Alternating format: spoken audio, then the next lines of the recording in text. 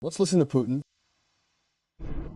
We're not planning a war against Europe, but if Europe wants to start one, then we're fully prepared to respond. There is no doubt about that. The question is, what exactly does Europe want? If it suddenly starts a war against us, I think everything will happen very quickly. In this case, it is not like Ukraine. With Ukraine, we are acting surgically, with precision and caution. It is not a war in the modern and direct sense of the word. If Europe were to choose to wage war against us then, as soon as hostilities commenced, any prospect of further negotiations on our part would cease completely. That means that if Europe dares to attack us, nuclear warheads will arrive. He said, Sarah, everything is extremely fast. And the only way to do it quickly is that way. Otherwise, you have to start with battles of attrition, conflicts, etc. He always says it with a chuckle. He always says it with a chuckle. He says, if you want to go to war with us, we've never even thought about it. But if you want to do it that much, know that we're ready. 6,000 nuclear warheads against that. I don't know how many. No, but I wanted to say something about what we said before. yes, First of all, it's not true at all that Trump has given Putin everything he wants. They've been telling us for 4 years that Putin wanted to take all of Ukraine. Now it says that 𝗃𝗃𝗃𝗃𝗃𝗃𝗃𝗃𝗃 he's already conquered, which are 75 80% of the regions of Kherson and Zaporizhia, and withdrew from the other. There are 4 from the other 3 regions where Putin has taken territory: Sarovsk, 𝗃𝗃𝗃𝗃𝗃, Khersk, Torvesyev, and Sany, and Sumy. Plus 100 billion of the 290 in Russian assets to be used for reconstruction. I've never seen a victorious country paying damages to the defeated country. Therefore, it is untrue to claim that the 28-point peace plan was what Putin actually wanted. It was certainly a compromise that was more advantageous for the winner than for the loser, but it is the only way to stop the Russian advance, that is the war that is underway. Second, that NATO is obsolete. Trump didn't say this yesterday. Everyone knows it. It's the reality.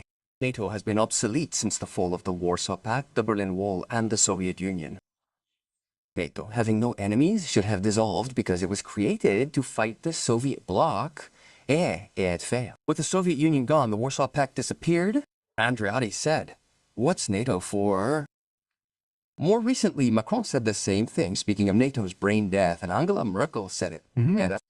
Well, France and Germany, when there was still an autonomous Europe from the United States, said that NATO no longer made any sense. Third, it is not true that Trump doesn't need Europe or that he is giving up on Europe. He knows he has it in his pocket. That's why he doesn't care. He has them in tow, regardless. He said 10%, the line arrived, he signed them at 15, he said 5%. Ito could have negotiated a 4 and a 5, a 3 and me. No, we signed 5%, me. No, we signed 5%. He takes Europe for granted with these ruling classes who pretend to contest him when they are far away and then go and kiss his ass when they are in the White House. As he faces no obstacles, he treats us as if we're entitled, bullying us, brutalizing us time after time, Even violating us at will, all while we offer our consent and expressions of gratitude. During all this, he's busy managing crucial geopolitical matters encompassing the Baltic region, the Middle East, rare earth elements, various minerals, gas, oil, weaponry, China, and artificial intelligence.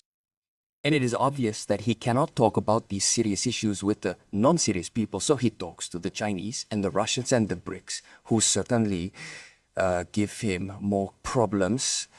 Lastly, that the Americans are in conflict with European interests.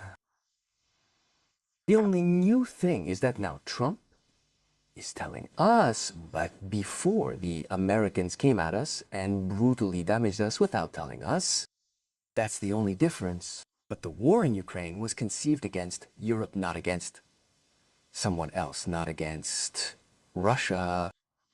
It is damaging to Europe because if Europe, with its industry and its market, had united and remained united with cheap gas from Russia, it would have created a Eurasian economic and commercial superpower that terrified the Americans. But it's not that Trump is the one who caused this mess.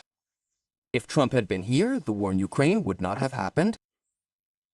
Trump's predecessors did it by fomenting this war for 30 years, as Orsini recounted in his books. Well, with the Clintons, the Bush Juniors, the Obamas, the Hillary Clintons, and the Bidens, they are the ones who ruined the Nord Stream gas pipeline, which was the symbol of this link between cheap Russian energy and European economic and industrial interests. First, they told us that we shouldn't do it. Subsequently, they told us they would have to blow it up. And indeed, they blew it up.